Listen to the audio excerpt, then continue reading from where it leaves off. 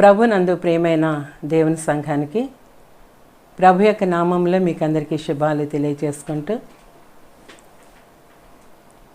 రూపాంతర ఆదివారంలోనికి మనల్ని ప్రవేశపెట్టినటువంటి దేవునికి కోటాను కోట్ల వందనాలు చెల్లించుకుంటూ ఈరోజు మనకి ఇవ్వబడినటువంటి లేఖన భాగాలు పాత నిబంధన పాఠము నిర్గమాకాండము 3వ అధ్యాయము మొదటి 6 వచనాలు, పత్రికా పాఠము 2 కొరింథీ పత్రిక 3వ అధ్యాయము 12 నుండి 18 వచనాలు, సువార్త పాఠము యోహాను సువార్త 5వ అధ్యాయము 39 నుండి 47 వచనాలు మనకి ఇవ్వబడినటువంటి లేఖన భాగాలు. ఈ రోజున రూపాంతర ఆదివారము. యేసు ప్రభు వారు తనను తాను ప్రత్యేకపరచుకొని రూపాంతరము చెందినటువంటి విషయం మనకి పరిశుద్ధ గ్రంథం ద్వారా మనకి తెలుసు. రూపాంతరము అంటే ఒకే ఒక మాటలో మనం చెప్పాలంటే గనక మారు మనసు. మన శరీరము ఆత్మ రెండు కూడా పరిశుద్ధముగా మారటం అనేటువంటిదే మారు మనసునే ఈరోజు రూపాంతరం. అంటే ఈ రోజున మనము రూపాంతరం చెందాలి. పరిశుద్ధ గ్రంథంలో ఉంటుంది కదండి, మత్తయి సువార్త 17వ అధ్యాయము, మార్కు సువార్త 9వ అధ్యాయము, లూకా సువార్త 9వ అధ్యాయంలో వ్రాయబడినటువంటి ప్రభు యొక్క రూపాంతరం గురించి వ్రాయబడింది. యేసు ప్రభు వారు తన ఇష్టమైనటువంటి శిష్యులతో ఒక ఎత్తైనటువంటి కొండ మీదకి ఎక్కి అక్కడ రూపాంతరం చెందారు. ఆయన ముఖం మారిపోయింది, ఆయన వస్త్రాలు మారిపోయాయి, మహిమతో నిండిపోయినటువంటి ప్రభువు. అప్పుడు మోషే ఏలియాలు వచ్చి ప్రభువుతో రాబోయేటువంటి నిర్గమము గురించి, అంటే ఆయన పొందబోయేటువంటి యెరూషలేములో పొందబోయేటువంటి శ్రమలను గురించి మాట్లాడుతూ ఉన్నారు. ఆకాశం నుండి ఒక శబ్దం వినపడుతూ ఉన్నది, ఈయన నా ప్రియకుమారుడు, ఈయన మాట మీరు వినండి, లేకపోతే ఈయన నేను ఏర్పరచుకున్నటువంటి నా ప్రియకుమారుడు, ఈయన మాటను మీరు వినండి అని ఒక శబ్దము ఆకాశంలో నుండి రావడము, ఇవన్నీ కూడా అక్కడ ఉన్నటువంటి వారు చూచారు. అయితే ఈ రోజున రూపాంతరం చెందాలి. మనకు తెలుసు, ఒక గొంగళి పురుగులాగా ఉంటే మనకి ఇష్టం కాదు. కానీ అది ఒక రూపాంతరం చెంది సీతాకోక చిలుక అయినప్పుడు దానిని పట్టుకోవడానికి మనము చాలా ఇష్టపడతాము. అయితే ఈ రోజున పాపపు శరీరముతో పాపపు ఆత్మతో జీవిస్తున్నటువంటి మనము దేవునికి ఎంతో అసహ్యంగా కనిపిస్తూ ఉంటాము. అందుకని ఈ రోజున రూపాంతరం అనేటువంటి మారు మనసు మనకి కావాలి. మనము పూర్తిగా దేవునికి ఇష్టమైనటువంటి వారముగా మనము మారిపోవాలి. ఈ రోజున మనకి ఇవ్వబడినటువంటి లేఖన భాగాల్లో మోషే గారి గురించి కనబడుతూ ఉన్నది, ఒక పొద గురించి కూడా కనబడుతూ ఉన్నది.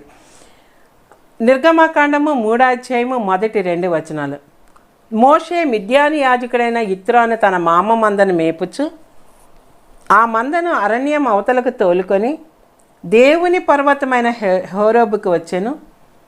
ఒక పొద నడిమిని అగ్ని జ్వాలలో యెహోవా దూత అతనికి ప్రత్యక్షమయ్యను. అతడు చూచినప్పుడు అగ్ని వలన ఆ పొద మండుచుండెను కానీ పొద కాలిపోలేదు అని ఇక్కడ వ్రాయబడి ఉన్నది. మోషే గారి యొక్క జీవితం మనకు తెలుసు. 120 సంవత్సరాలు ఆయన జీవించారు. 40 సంవత్సరాలు ఎంత అద్భుతం అంటే గనక, ఎవరైతే మగపిల్లలు బ్రతకకూడదని కోరుకుంటూ ఉన్నారో వారి దగ్గరే రాజకుమారునిగా అటువంటి సకల సౌకర్యాలతో పెరుగుతున్నటువంటి మోషే గారు మనకి కనబడుతూ ఉన్నారు. 40 సంవత్సరాలు తర్వాత 40 సంవత్సరాల్లో తన మామగారైనటువంటి యిత్రో దగ్గర ఆయన గొర్రెల కాపరిగా 40 సంవత్సరాలు ఉన్నాడు అని పరిశుద్ధ గ్రంథం ద్వారా మనకి తెలియబడుతున్నది. అయితే ఈ పొద దగ్గర యెహోవా దేవుడు ప్రత్యక్షమైనప్పుడు మోషే గారితో ఏమంటాడంటే కనుక, నీ తండ్రి దేవుడను, అబ్రహాము దేవుడను, ఇస్సాకు దేవుడను, యాకోబు దేవుడనని తనను తాను ప్రత్యక్షపరుచుకుంటున్నటువంటి మాటలను మనం జ్ఞాపకం చేసుకుంటే కనుక మోషే గారు అబ్రహాము సంతానానికి చెందినటువంటి వాడని మనకి కనబడతా ఉన్నది. అయితే తన మామగారైనటువంటి యిత్రో మిద్యాను యాజకుడని పరిశుద్ధ గ్రంథంలో వ్రాయబడి ఉన్నది. 40 సంవత్సరాలు ఆయన దగ్గర గొర్రెల కాపరిగా ఉన్నాడు. అంటే దేవుని యొక్క క్రియ జరుగుతూ ఉన్నది, దేవుని యొక్క ఏర్పాటు. 40 సంవత్సరాలు సహనముతోనూ ఓర్పుతోనూ ఒంటరితనంతోనూ వేదనతోనూ 40 సంవత్సరాలు ఆ గొర్రెలను కాస్తూ మేపుతూ సహనం కలిగినటువంటి వానిగా అరణ్యంలో జీవించటానికి దేవుడు మోషేకి తర్ఫీదునిస్తూ ఉన్నారు. ఎందుకంటే గనక తన జనాంగమైనటువంటి ఇశ్రాయేలీల్ని ఫరో రాజ్యం నుండి బయటకు తీసుకుని రావాలి. ఓర్పుతోనూ సహనంతోనూ ఒంటరితనంతోనూ మరి అన్నీ సహించి వారిని 40 సంవత్సరాలు నడిపించాలి. అయితే ఈ 40 సంవత్సరాలు తన మామగారి దగ్గర గొర్రెలను కాచుకుంటూ గొర్రెల కాపరిగా ఉన్నాడు. మరి మోషే మామగారు ఎవరి సంతానానికి చెందినటువంటి వాడు అని ఒకసారి మనం జ్ఞాపకం చేసుకుంటే కనుక మరి మోషే మామగారు మిద్యాని యాజకుడు అని ముందే చెప్పుకున్నాం. ఇతనికి 3 పేర్లు ఉన్నాయి మన పరిశుద్ధ గ్రంథంలో. ఒకటేమో ఇత్రో, ఇంకొక పేరు రగుయేలు, ఇంకొక పేరు హోబాబు. 3 పేర్లు కలిగినటువంటి మోషే మామగారు. ఇతను అబ్రహాము సంతానానికి చెందినటువంటి వాడిగా పరిశుద్ధ గ్రంథం ద్వారా మనకి తెలియబడుతున్నది. ఎందుకంటే కనుక మిద్యాని యాజకుడు కాబట్టి మిద్యానీయులు అనేటువంటి వారు అబ్రహాం సంతానానికి చెందినటువంటి వారు. ఆది కాండము 25 అధ్యాయము 1-2 వచనాలు. అబ్రహాము మరల ఒక స్త్రీని వివాహం చేసుకునేను. ఆమె పేరు కెతూరా. ఆమె అతనికి జిమ్రాను, యక్షాను, మెదాను, మిద్యాను, ఇష్పాకు, షూవహు అను వారిని కనెను అని ఇక్కడ వ్రాయబడి ఉన్నది. అబ్రహాము గారు వివాహం చేసుకున్నటువంటి కెతూరాకి కొంతమంది బిడ్డలు పుట్టారు. అందులో మిద్యాను అనేటువంటి కుమారుడు కూడా ఉన్నాడు అని ఇక్కడ వ్రాయబడి ఉన్నది. అయితే ఈ మిద్యాను వంశానికి చెందినటువంటి వాడు మోషే యొక్క మామగారు అని మనకి తెలుస్తూ ఉన్నది. అంటే మోషే మామగారు అబ్రహాము సంతానానికి చెందినటువంటి వాడు, మోషే గారు కూడా అబ్రహాము సంతానానికి చెందినటువంటి వాడు. అయితే ఒక 40 సంవత్సరాలు కూడా కంప్లీట్ అయిన తర్వాత 80 సంవత్సరాల వయసు వచ్చినప్పుడు తన మామ మందను మేపుకుంటూ హోరేబుకు వచ్చాడు. హోరేబుకు వచ్చినప్పుడు అంటే ఒక కొండ మీదకి వెళ్ళినప్పుడు ఒక పొద కనపడుతూ ఉన్నది. ఆ పొద అగ్నిజ్వాలల్లో యెహోవా దూత అతనికి ప్రత్యక్షమవుతూ ఉన్నాడు.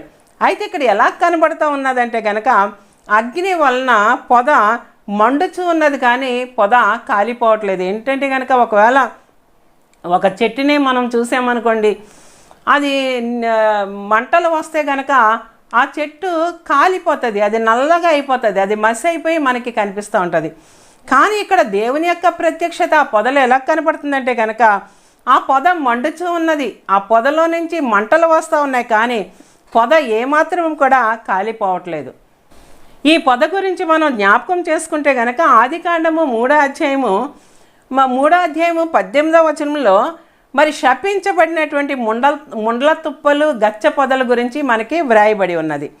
అయితే శపించబడినటువంటి ఆ పొద ఆది కాండంలో శపించబడినటువంటి పొదకి ఒక ఆశీర్వాదం వస్తున్నట్టుగా మనకి కనబడుతున్నది. దేవుని మహిమతో ఆ పొద దేవుని మహిమతో నిండిపోయింది. ఇదే రూపాంతరం. ఎందుకంటే కనుక ఆ పొదలా ఉన్నది. ఆ పొదలా ఉంటే కనుక ఎవరో పట్టించుకోరు. అవసరమైతే ఆ పొదను తీసి పారవేస్తారు. కానీ ఆ పొదను మనం జ్ఞాపకం చేసుకుంటే కనుక ఆ పొదలోనికి దేవుని యొక్క ప్రత్యక్షత వచ్చింది. ఆ పొదకి దేవుని యొక్క మహిమ వచ్చింది. ఆ పొద యొక్క రూపమే మారిపోయింది. ఇదే రూపాంతరము అని మనము జ్ఞాపకం చేసుకుంటే గనక ఫరో కుమారునిగా పెరుగుచున్నప్పుడు మరి రానటువంటి దర్శనము ఫరో కుమారునిగా అంటే ఫరో కుమార్తె యొక్క కుమారునిగా 40 సంవత్సరాలు పెరిగినప్పుడు దేవుని యొక్క దర్శనం కనిపించలేదు. ఎందుకనంటే గనక యెహోవా దేవుని తెలియనటువంటి బిడ్డగా పెంచబడతా ఉన్నాడు. అయితే ఇక్కడ దేవుని యొక్క ప్రత్యక్షత మరి కలిగినప్పుడు అక్కడ తన మామగారైనటువంటి మిద్యాని యాజకుడైనటువంటి తన మామగారి గృహంలో ఉన్నాడు కాబట్టి మరి దేవుని ప్రత్యక్షత కలిగినట్టుగా మనకి కనబడుతున్నది. అయినా కానీ దేవుడు తర్ఫీదు ఇచ్చిన తర్వాతే తన జీవితము నలగగొట్టబడి ఇంకా ఎందుకంటే కనుక తను 40 సంవత్సరాలు ఎంతగా మరి నిరాశగా ఉన్నాడో నిరాశకు గురి అయ్యాడో మనకి ఒక్క మాట ద్వారా మనకి తెలుస్తూ ఉంటుంది. పరిశుద్ధ గ్రంథంలోనే మరి ఇత్రో తన కుమార్తె అయినటువంటి తన కుమార్తెను మోషేకిచ్చి వివాహం చేసినప్పుడు ఒక కుమారుడు పుట్టినప్పుడు అతనికి మోషే గెర్షోము అని పేరు పెడతాడని పరిశుద్ధ గ్రంథంలో వ్రాయబడి ఉన్నది. గెర్షోము అంటే కనుక పరాయి మనిషిని, నాకు ఇక్కడ స్వతంత్రత లేదు, నేను ఎందుకో బ్రతుకుతున్నాను కానీ నాకు స్వతంత్రత లేదు, నేను పరాయి వాడిని అనేటువంటి నిరాశలోను నిస్పృహలోను ఒంటరితనములోనూ మరి జీవిస్తున్నటువంటి మోషే గారు మనకి కనబడుతూ ఉన్నారు. అందుకని దేవుని యొక్క తర్ఫీదు 40 సంవత్సరాలు. ఎందుకంటే గనక తన ప్రజలైనటువంటి ఇశ్రాయేలీలను 400 సంవత్సరాల పైనే ఐగుప్తీయుల దగ్గర చెరలో ఉన్నటువంటి వారిని బయటకు తీసుకుని రావాలంటే కనుక చాలా నేర్పు కలిగినటువంటి వాడు కావాలి, చాలా తెలివైనటువంటి వాడు కావాలి.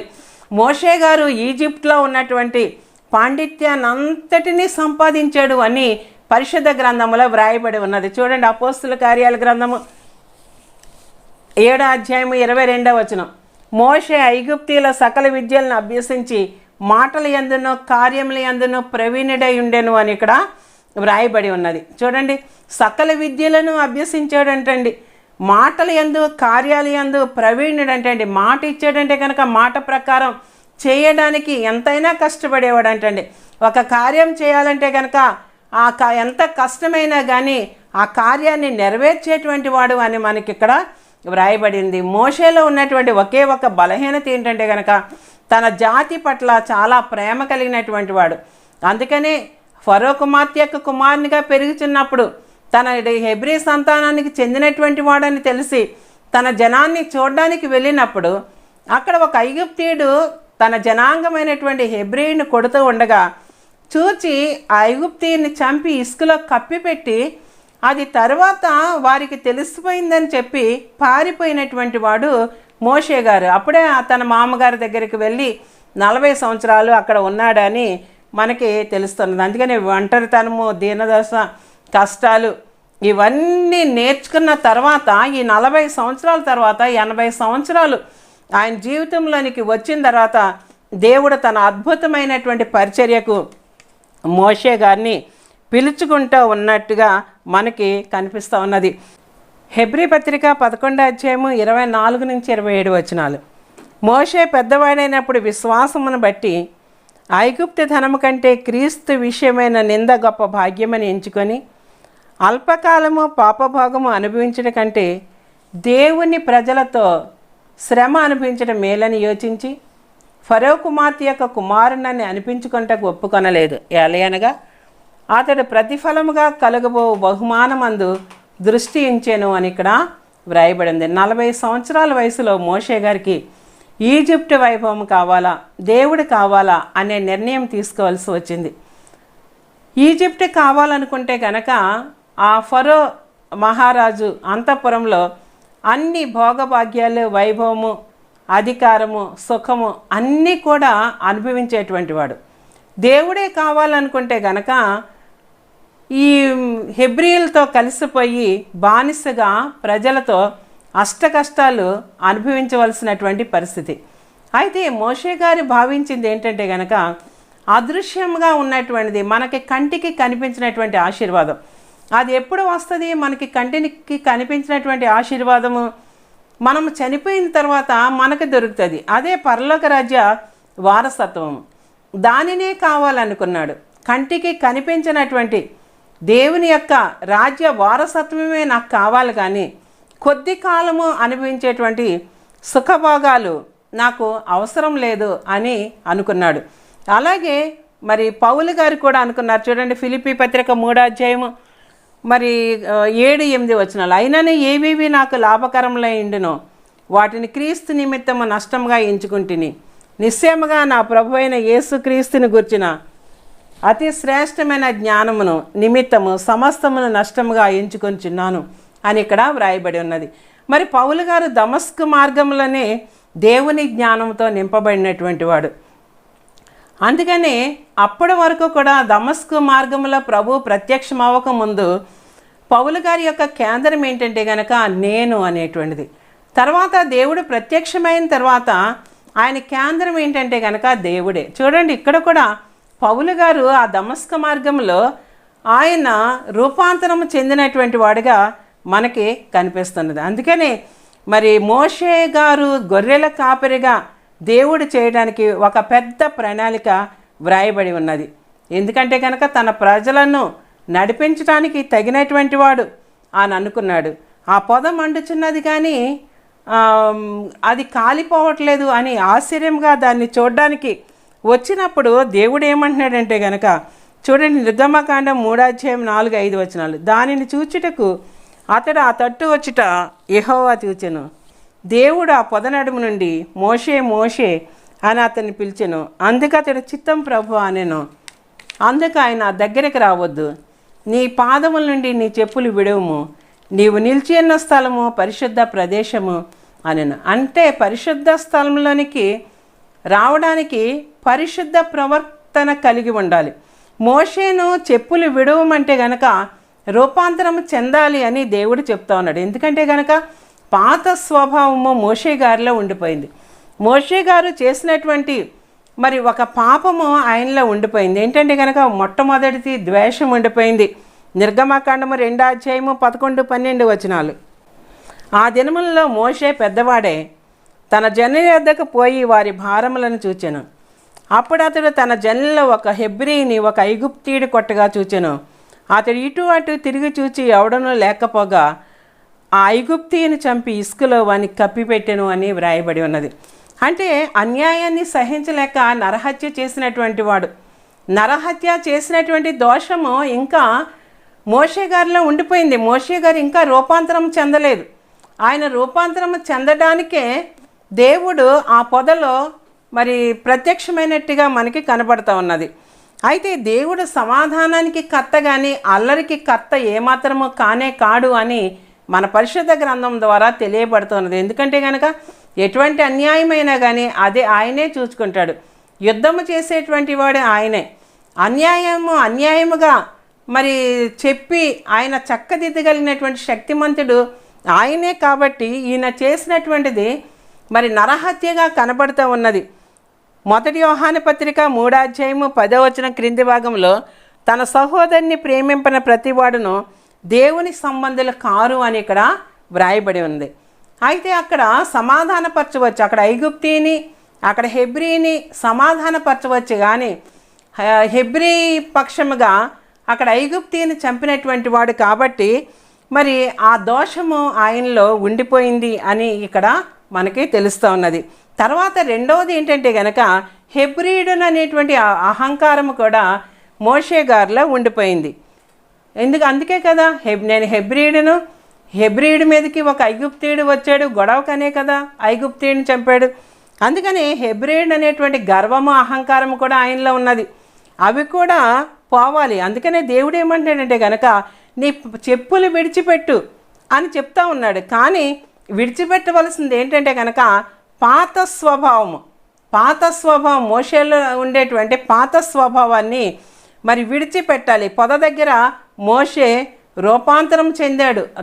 ఆ పొద దగ్గర తన పాత జీవితాన్ని వదిలిపెట్టినటువంటి వాడిగా మనకి కనబడుతున్నాడు. ఇర్మియా గ్రంథం 9:23 ఉంటుంది. యెహోవా ఎలాగ సెలవిచ్చుచున్నాడు, జ్ఞాని తన జ్ఞానమును బట్టి శూర్యుడు తన శౌర్యమును బట్టి అతిశయింపకూడదు అని ఉంటుంది. అంటే ఈ రోజున ఈ పై ఉన్నటువంటి మనం చెప్పుకున్నటువంటి ఈ లక్షణాలు, ఈ హెబ్రీడ్ అనేటువంటి అహంకారము, లేకపోతే నేను ఇంకా జ్ఞానవంతుడు అనేటువంటి అహంకారము, ఒకవేళ ఇటువంటి లేకపోతే మనము క్రైస్తవులం అనేటువంటి అహంకారము, లేకపోతే జ్ఞానులం అనేటువంటి అహంకారము, తెలివైనటువంటి వారం ధనవంతులం అనేటువంటి అహంకారం ఏదైనా మనలో ఉంటే గనక రూపాంతరం చెందాలి. మనము ఇశ్రాయేలీలకు మాదిరిగా మరి మోషే గారు రూపాంతరం చెందినటువంటి ఇశ్రాయేలీలకు మాదిరిగా ఉండడానికి, వారిలో ఉన్నటువంటి తప్పొప్పుల్ని చూపించగలిగినటువంటి శక్తిమంతుడిగా అవ్వడానికి ఆయన రూపాంతరం చెందవలసినటువంటి పరిస్థితి వచ్చింది. అయితే ఈరోజు దేవునికి ఇష్టం లేనటువంటివి మన జీవితంలో చాలా ఉంటాయి. అవన్నీ పోతేనే మనము రూపాంతరం చెందగలం. అవన్నీ పోకుండా మనం ఏమాత్రము కూడా రూపాంతరము చెందలేము. ఈ రోజున ప్రభు యొక్క రూపాంతరాన్ని మనం జ్ఞాపకం చేసుకుంటూ, మోషే గారిని పొదను జ్ఞాపకం చేసుకుంటూ, ఈరోజు ఇవ్వబడినటువంటి వాక్యాలని జ్ఞాపకం చేసుకుంటూ ఉన్నామంటే కనుక మనము రూపాంతరం చెందాలి. మనలో మారు మనస్సు అనేటువంటి రూపాంతరం మనకి కావాలని ప్రభువారు కోరుకుంటూ ఉన్నారు. 2 కొరింథీ పత్రిక 3:15-16 నేటి వరకు మోషే గ్రంథము వారు చదువునప్పుడల్లా ముసుగు వారి హృదయాల మీద ఉన్నది, కానీ వారి హృదయము ప్రభువైన వైపునకు ఎప్పుడు తిరుగునో అప్పుడు ముసుగు తీసివేయబడును. ఈ మాటలో పౌలు గారు యూదులను ఉద్దేశించి మాట్లాడుతూ ఉన్నారు. ఎందుకంటే కనుక రూపాంతరం లేనటువంటి రూపాంతరం అనేటువంటి మారు మనసు లేనటువంటి యూదులు వీళ్ళు ఏం చేస్తున్నారంటే కనుక ప్రతి విశ్రాంతి దినాన్ని ధర్మశాస్త్రం వింటూ ఉన్నారు, కానీ దాన్ని గ్రహించకుండా వారు ఏం చేస్తున్నారంటే కనుక వారి హృదయాలకే ముసుగు ధరిస్తున్నారని పౌలు గారు అంటూ ఉన్నారు. ఈ రోజున ప్రతి ఆదివారం, ప్రతి శుక్రవారం అనేక మీటింగ్స్లో మనం దేవుని వాక్యాన్ని వింటూనే ఉంటాం, కానీ మన హృదయాలకే ముసుగు వేసుకుంటే కనుక మనకు రూపాంతరం ఎప్పుడు రూపాంతరం చెందుతాము, ఎప్పుడు మారు మనసు పొందుతాం? వారు సత్యాన్ని గ్రహించట్లేదు అని పౌలు గారు అంటూ ఉన్నారు. ధర్మశాస్త్రంలో ఉన్నటువంటి క్రీస్తుని తెలుసుకోకుండా వారు ముసుగు వేసుకుంటూ ఉన్నారు. ఎందుకంటే కనుక ఈ యూదులైనటువంటి వాళ్ళకి ఏంటంటే కనుక అహంకారము, అంతా మాకే తెలుసు అనేటువంటి దురహంకారంతో జీవిస్తున్నటువంటి వారు, అందుకని రూపాంతరం పొందలేకపోతూ ఉన్నారు. ఈ రోజున ఈ లక్షణాలు మనలో ఉంటే గనక మనము కూడా దేవునికి దూరం అయిపోతామేమో ఒకసారి గమనించుకోవాల్సినటువంటి వారముగా ఉన్నాము. యోహాను సువార్త 5వ అధ్యాయము 42-43 వచనాలు. నేను మిమ్మల్ని ఎలాగ ఎరుగుదును? దేవుని ప్రేమ మీలో లేదు. నేను నా తండ్రి నామమున వచ్చి ఉన్నాను, మీరు నన్ను అంగీకరింపరు. మరి ఒకడు తన నామమున వచ్చిన యెడల వానిని అంగీకరింతురు అని ఇక్కడ వ్రాయబడింది. దేవుని ప్రేమ మనలో లేకపోవడం, దేవుణ్ణి మనము అంగీకరించకపోవడం, మనలో రూపాంతరం లేకపోవడమే అని పరిశుద్ధ గ్రంథము సెలవిస్తున్నది. దేవుని ప్రేమను పొందుకోవాలి. దేవుని ప్రేమను మనం ఇతరులలో చూపించాలంటే కనుక, ఇతరుల మీద చూపించాలంటే చాలా కష్టం. దేవుని మనం అంగీకరించడం అంటే చాలా కష్టం. అంగీకరించాము అని అనుకుంటున్నాము. దేవుని మాట ఎప్పుడైతే మనం వింటలేదో అప్పుడే అంగీకరించినట్టు లెక్క. ప్రభువుకు మనం తెలుసు అంటే ప్రభువు మనకు తెలుసు, మనకి అనుకుంటాం ప్రభువు మాకు తెలుసు అని అనుకుంటాం, కానీ మనకి ప్రభువు తెలియదు, మనము ప్రభువుకు తెలుసు. అంటే ఒకరినొకరము తెలుసుకునేటువంటి వారముగా ఉండాలి. ఒకవేళ ఇద్దరు వ్యక్తుల మధ్య బంధం ఎలాగే ఏర్పడుతుందంటే కనుక ఒకరికొకరు తెలిసి ఉన్నప్పుడే బంధం ఏర్పడుతుంది. వారు మాట్లాడుకోగలరు, వారు ఒకరికొకరు జవాబులు ఇచ్చుకోగలరు, ఒకరికొకరు ప్రశ్నలు అడగవలసినటువంటి పరిస్థితి ఉంటుంది. కానీ తెలియనప్పుడు మాట్లాడుకునే అవకాశం ఉండదు, జవాబులు ఇచ్చేటువంటి అవకాశం ఉండదు, ప్రశ్నలు అడిగేటువంటి అవకాశం కూడా ఉండదు. కానీ మనము ప్రభువుకు తెలిస్తే సరిపోదు, మనం ప్రభువుకు తెలియాలి. అలాగే ఒకరినొకరం తెలుసుకునేటువంటి వారముగా ఉండాలి. ప్రభువుని మనము గుర్తించితే, మోషేలాగా దేవుని మాటకి లోబడితే కనుక పవిత్రులుగా మనము జీవించగలం. ఈ పవిత్రులుగా జీవించడమే రూపాంతరము. అందుకని వాక్యము విని పెడచెవిన పెడుతూ ఉన్నాం మేము. మరి వాక్యానుసారం మనం జీవించట్లేదేమో, ఇంకానూ దేవుని మాటకు లోబడి జీవించకుండా మనకిష్టమైనవి, మనకి సులువైనటువంటి కార్యాలనే మనం చేస్తూ ఉన్నాం మేము. దేవుని కొరకు కష్టమైనటువంటి కార్యాలను చేయలేకపోతూ ఉన్నామేమో. అప్పుడు మనము రూపాంతరం చెందనట్టే, మన హృదయాలు మారనట్టే, మనకి మారు మనసు లేనట్టే. 40 సంవత్సరాలు మోషే గారు చెప్పులు విడమన్నారు, తన పాత జీవితం విడిచిపెట్టేశాడు. 40 సంవత్సరాలు అవిధేయులైనటువంటి ఇశ్రాయేలీయుల్ని వారు కొట్టడానికి వచ్చారు, తిట్టడానికి వచ్చారు, చంపడానికి వచ్చారు, బహు భయంకరంగా మాట్లాడారు. కానీ అన్నీ ఓర్చుకుని 40 సంవత్సరాలు అరణ్య ప్రయాణంలో వారికి నాయకుడిగా ఉన్నాడు, ఆశీర్వదించబడ్డాడు. పరలోక రాజ్య ఆశీర్వాదాలు పొందుకున్నటువంటి మోషే గారిని మనం జ్ఞాపకం చేసుకుంటే కనుక ఈ రోజున మారు మనసు అనేటువంటి రూపాంతరం మనకి చాలా అవసరమని ప్రభు సెలవిస్తూ ఉన్నారు. అటువంటి గొప్ప ఆశీర్వాదం దేవాదేవుడు మనకు దయచేయాలని కోరుకుంటూ నా మాటలు నేను ముగిస్తూ ఉన్నాను. ప్రార్థన చేసుకుందామండి. మహాపరిశుద్ధుడైన తండ్రి, మహాగణుడ, సర్వశక్తిమంతుడ, సర్వాధికారి, నీ బంగారు పాదములకు లెక్కలేని స్థుతులు, స్తోత్రములు, వేలాది వందనాలు చెల్లించుకుంటున్నాను.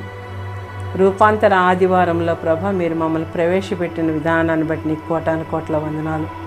నాయనా, నీవు రూపాంతరం చెంది మాకు మాదిరి చూపించారు నా తండ్రి. ప్రభా, మోషే గారు రూపాంతరం చెందారు నా తండ్రి, అలాగే పౌలు గారు రూపాంతరం చెందారు నా తండ్రి. రూపాంతరం చెందడం అంటే మా పాపాలను విడిచిపెట్టి మారు మనసు పొందటమే కదా నా తండ్రి. ప్రభా, అటువంటి రూపాంతరం మేము కూడా చెంది నీతో పాటు నీ రాజ్య వారసులం అవడానికి నీ కృపను దయచేసి మీరే మహిమ పొందవలసిందని యేసయ్య పరిశుద్ధ నామమున అడుగుచున్నాం తండ్రి, ఓమెన్. తండ్రి, కుమార, పరిశుద్ధాత్మక త్రియేక దేవుని దీవెన ఇప్పుడు ఎల్లప్పుడు మనందరి కుటుంబాలకి ఎల్లవేళలా సదా తోడుగుండెను గాక. ఓమెన్.